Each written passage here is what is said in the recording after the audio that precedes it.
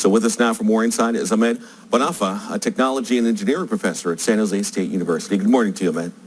Good morning, Andrea. Good to hear from you. All right, so these data centers have an insatiable appetite for electricity, to say the least here. Did this come as a surprise to you, or was the electricity issue really something expected here? Well, that's a good point. You know, the advancement in AI is really the surprise, the speed which the AI spread and the used by the company. Just to give you some numbers here, Andrea.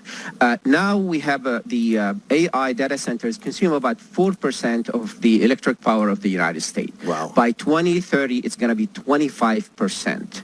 So we are talking about, you know, an increase, which is incredible number of, of data center that's going to start consuming the power. So, and this is all goes back to the devices, the chips itself. The bigger they are, they process more data, the more power they consume. It is just incredible, the number you just rattled off there. And as we mentioned, data centers in the U.S., they could consume as much as electricity as some entire industrialized economies. That was one equivalent as well. And given where California is right now, will our state, do you think, be able to meet the expected demand 7 years from now?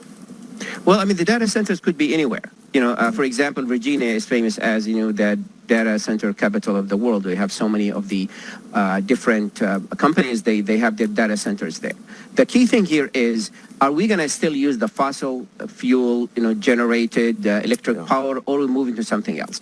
We've seen companies like OpenAI and other companies, they're considering nuclear power as a source of the power because they realize that, and I mean, just another set of numbers that's going to give you the difference here. The chip or the GPU, the graphical processing unit, the one we have now, it's about 700 watts that it consumes.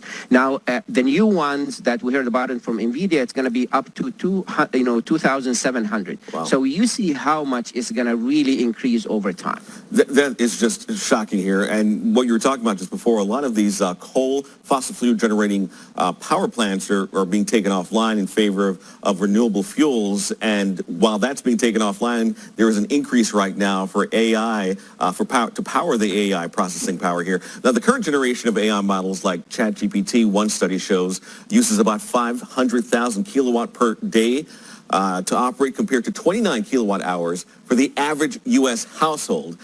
That could pose a big problem for us humans that really need it, wouldn't it? Absolutely, and because the total power that we can see by the end of 2024 is the number is staggering, 14 tera watts per hour, which is equivalent the use of 1.2 to 1.3 million houses annual use of power. And that is the problem. Are we ready for that? The speed where we shut down the fossil fuels, the traditional sources of power, are we really opening enough stations that will be powering the grid, whether it is, renewable energy or it's a nuclear energy? That is the big question. You're down at San Jose State University right now. California has more than 270 data centers, with the biggest concentration right now in Santa Clara. Have we seen any problems in Santa Clara yet at this point because of this concentration of data centers? No, we haven't heard about any kind of shutdown because here's another thing that the companies are doing. They balance the load.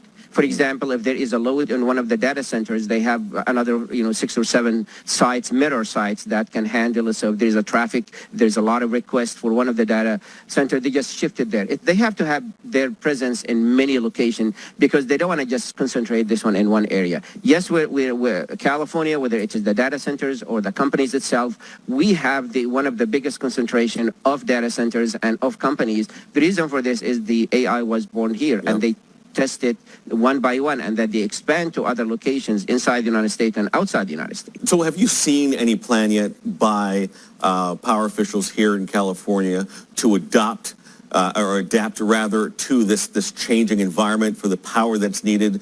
Are they going to be building more to accommodate these data centers to keep California, as you say, at the forefront of the development of this technology?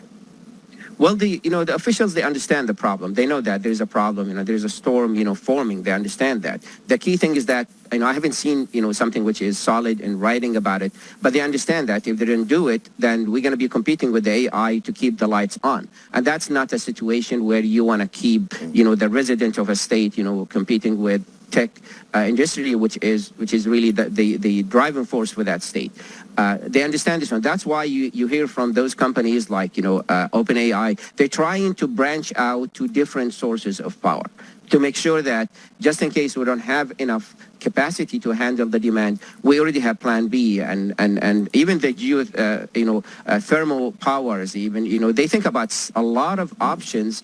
And the reason for this, they understand that it's going to just go up. It's not going to go down. I mean, OpenAI talking about a new product coming soon, and that's going to consume a lot of, power. Let me ask you a question. It's normally local governments that come up with the issue of solving the power supply and providing power to residents. But is it going to be now up to maybe the tech companies to figure out a way to develop power themselves if they're going to be running so much technology off this power?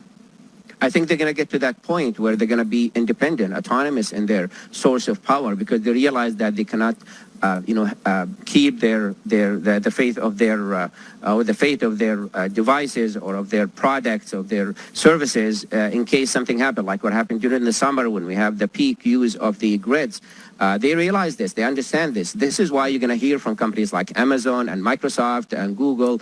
They go and buy areas where you can see that they used to have a grid there or an electrical power there. Mm-hmm. I mean, Amazon they bought a whole area that used to be part of the nuclear plant in Pennsylvania, which means they're going to use the power there. So they understand that. Is the thing about it is, are we ready as a state to something like this? Because AI gonna go up, use gonna go up. There's not gonna slow down.